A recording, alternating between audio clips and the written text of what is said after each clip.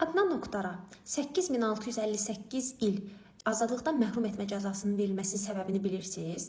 Bilirəm ki, bir çoxlarına maraqlıdır ki, 1000 ildən artıq 8000 il azadlıqdan məhrum etmə nə deməkdir? Zaten bir insan ortalama 70, 100 il, 125 il yaşadığı halda necə olur ki, bir insana minlərlə il azadlıqdan məhrum etmə cəzası verilir?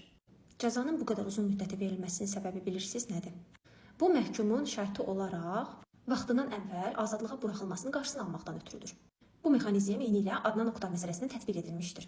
Şərti olaraq vaxtından əvvəl azadlıqdan məhrum etmə bilirsiniz nədir? Yəni bir şəxsə tutalım ki, 25 il azadlıqdan məhrum etmə cəzası verilir. Amma o cəzasının bir hissəsini çəkdikdən sonra müvafiq məcəllə qaydalarına əsasən şərti olaraq azadlığa buraxılır. Yəni həmin 25 ildən daha qısa müddətə azadlığa buraxılır.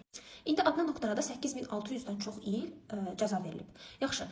Burada məqsəd nədir? Burada məqsəd ondan ibarətdir ki, o çoxsaylı cinayətlər üzrə məhkum edilib və dövlət onu şərti olaraq vaxtından əvvəl azadlığa buraxılmasının qarşısını almaq istəyir.